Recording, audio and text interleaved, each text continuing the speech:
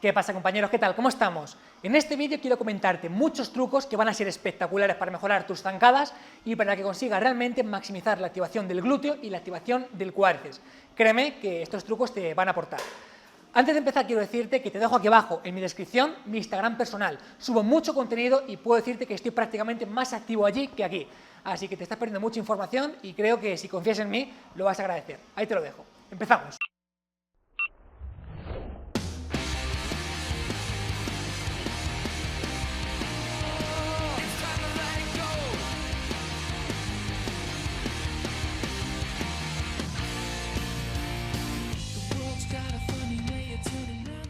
De forma muy breve, ¿qué ventajas podemos obtener por hacer las zancadas a una pierna respecto a hacerlas, por ejemplo, a dos piernas como es la sentadilla? Punto número 1. Hacerlas a una pierna te permite focalizar mucho más el trabajo. Es decir, cuando haces, por ejemplo, sentadilla a dos piernas, digamos que tienes mucha demanda de muchos grupos musculares y tienes mucha demanda a nivel respiratorio. Te vas a cansar mucho a nivel respiratorio. Hacerlo simplemente a una pierna te permite focalizar mucho más el trabajo.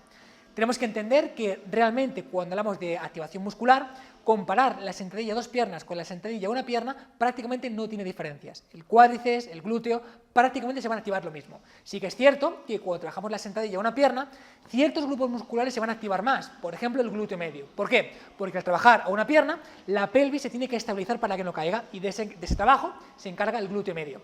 Entonces, digamos que para ese trabajo de glúteo, la zancada a una pierna va a ser incluso más interesante. A nivel de prevención de lesiones, me gusta también bastante más, sobre todo porque prácticamente cualquier tipo de trabajo, en cualquier modalidad deportiva, se hace una pierna y no a dos, etc. ¿Bien?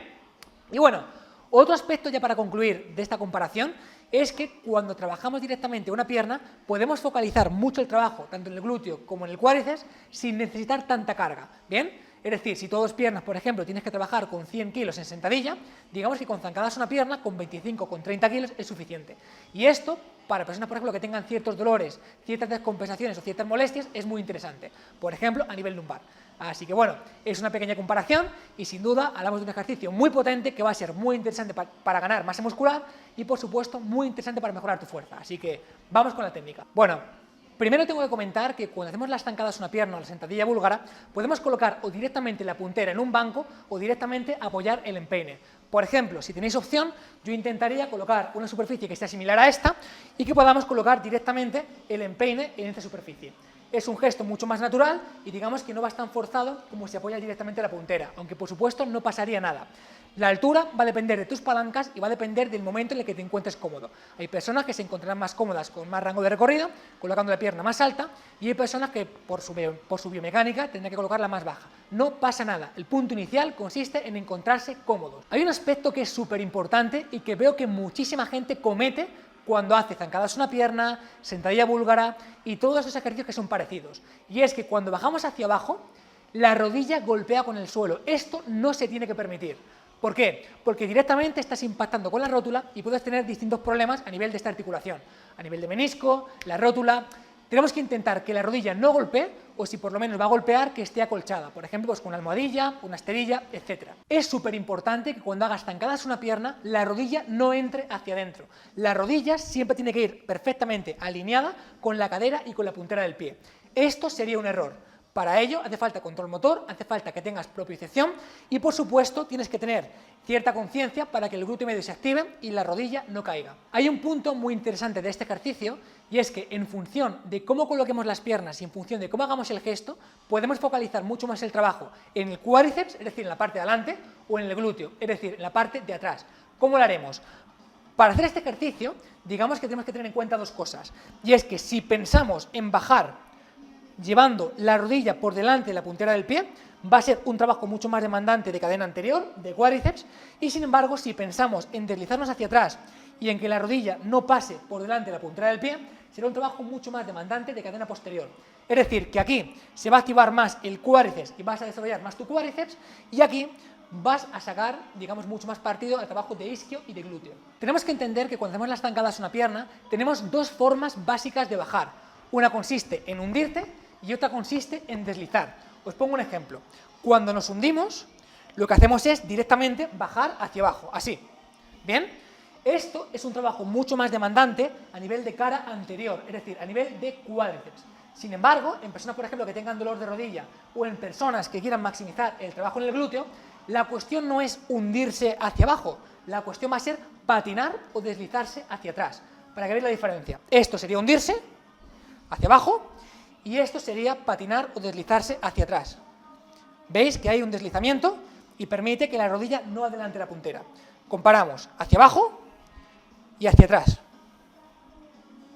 Una forma súper sencilla de maximizar la activación del glúteo medio y en consecuencia el trabajo de glúteo consiste en apoyar una pierna en el suelo y colocar la carga que vamos a levantar en la mano contraria a la pierna que está apoyada. ¿Por qué? Básicamente porque este glúteo medio tendrá que trabajar mucho más para intentar que esta posición no se venza y el brazo de palanca será mayor. Es decir, si yo tengo la mancuerna aquí, el brazo de palanca de este glúteo medio a este peso, a esta carga, es muy pequeño, pero cuanto más separo esta carga, más tendencia hay a que la pelvis se incline y en consecuencia este glúteo medio se tiene que activar mucho más para mantener esta alineación.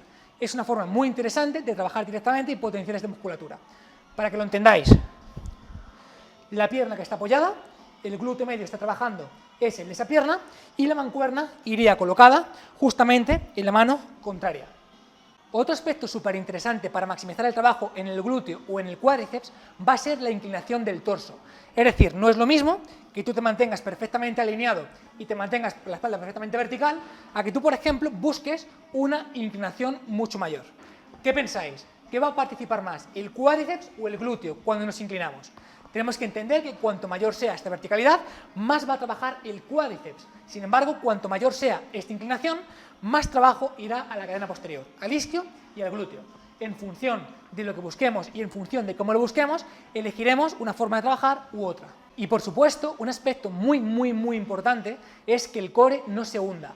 Es decir, que tu zona media, tu espalda, no se incline cuando sujete ese peso o cuando hagamos este ejercicio. Tenemos que mantener la espalda neutra y tenemos que mantener cierta linealidad, no podemos oscilar. Realmente, la colocación de la carga para hacer este ejercicio puede ser muy variable. Podemos, por ejemplo, colocar una barra en la espalda, lo que primaría, digamos, la activación en la cadena posterior, en el glúteo y en el isquio, o, por ejemplo, podemos trabajar con una kettlebell directamente en la parte de adelante, lo cual implicaría más trabajo en la parte de adelante, es decir, en el cuádriceps. Hay otras alternativas, como por ejemplo trabajar con 2 mancuernas o 2 kettlebells, o la variante que ya he comentado, que consiste en trabajar con una mancuerna más pesada justamente en la parte contraria. Esto lo que hace es que trabajemos más nuestro core porque buscamos una mayor alineación, se tiene que activar esta musculatura para mantenernos alineados, y por otra parte, mayor activación del glúteo medio.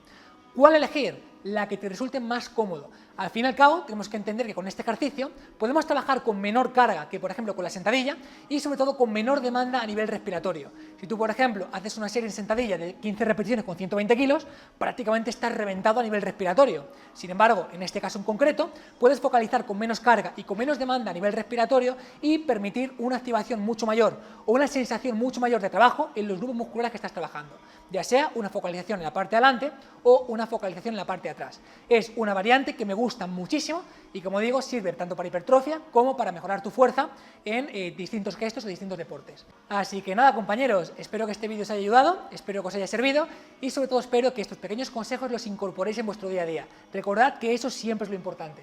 Si te ha gustado, pues ya sabéis, agradezco un montón vuestra manita arriba. Nos vemos por aquí en próximos vídeos y nos vemos por mi Instagram.